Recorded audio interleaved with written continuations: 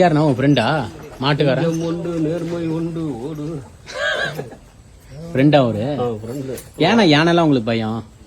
நம்மளுக்கு யானைக்கு எப்பயுமே யானைக்கு பிடிக்கும். எனக்கு காசு வந்தா கொடுப்பேன்.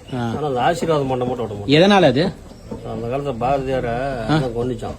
ஐயோ. அதனால அது யானை. ஆமா, நானும் கேள்விப்பட்டிருக்கீங்களா? நான் ஸ்கூல்ல படிச்சிருந்தேன், கேள்விப்பட்டிருக்கேன். அதனால வந்தா காசு கொடுத்து உன்னோட பைப்பை அங்கேயே வச்சுக்க, பைப்பை என் தலைக்கு வரக்கூடாது நம்ம சொல்லிட்டு காசு மட்டும் கொடுத்துரும், தாலிட்டு கொடுத்துரும். ஆனா ஆசீர்வாதம் மட்டும் வாங்க மாட்டேன். ஆசீர்வாதம் மட்டும் வாங்க மாட்டேன். அது காசு கம்மி கோவத்துல சாதி பிடிச்சுன்னு வை. இவனோட 5 ரூபா தரோம் அப்படின்னு சொல்லி கோவத்துல அடிச்சு ஆசீர்வாதம் மட்டும் பண்ண விட மாட்டேன். பாரதியார் இறந்ததுனால அதுல இருந்து நீங்க வந்து பக்கத்துல போறது இல்ல? போறது அங்க யானைக்கு இங்க இருந்து தூரமா தான் கொடுப்பேன், வெட்டி தான் கொடுப்பேன், பக்கத்துல போவே மாட்டேன். பழம் ஆனா பழம் தூக்கி போட்டுருவீங்களா? இல்ல கேட்செல்லாம் பிடிக்காது, அது முன்னையாட்டம் தான் இருக்குது, அது பிடிக்காது, கையில கொடுத்துரும். ஜல்லிக்கட்டு மாடுனா அதெல்லாம் திருப்புளி போதும் எனக்கு, இது போதும் எனக்கு ஜல்லிக்கட்டு. எல்லாரும் இழுத்து போடுவாங்க, இழுத்து பிடிப்பாங்க, அந்த கழுத்து இழுத்து பிடிப்பாங்க பண்ணாங்கல்ல. மதுரைக்கு அங்கேயும் போக வேண்டியது. நாங்க சேலத்திலே அடைக்கிறேன். வந்துச்சு முட்டை நிறைய பேர் ஓடினாங்க, இது மட்டும் தான் எடுத்து போனேன். புண்ணு வந்துச்சு, இப்படி என்ன அப்படியே நின்றுச்சு, எதுவும் அசைக்கல. இப்படி நான் சீன் காமிச்சேன், ரைட் பண்ணிடுவாங்க அப்படின்னா அப்படி குமிஞ்சிக்கிச்சு.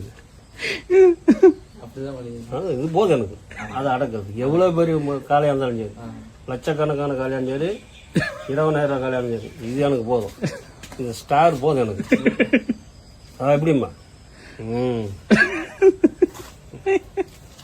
அப்படி குமிஞ்சிக்கும்.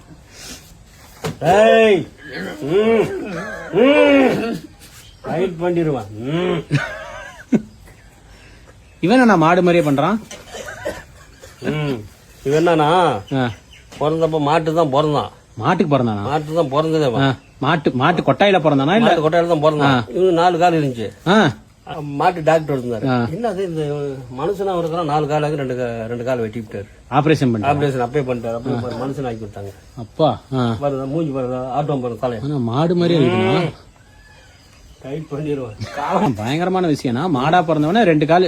நீங்க தான் பிரசவம் பாத்தீங்களா? நான் அந்த பக்கத்து கூட தான் அந்த சப்போர்ட் திருப்புளி அந்த ஸ்பேனர்லாம் எடுத்து கொடுத்தீங்க. அந்த வெட்டுறது, அறுக்கிறது, மேல பேஸ்ட் வச்சு மூடுறது, நீங்க நான் செஞ்சுட்டேன்.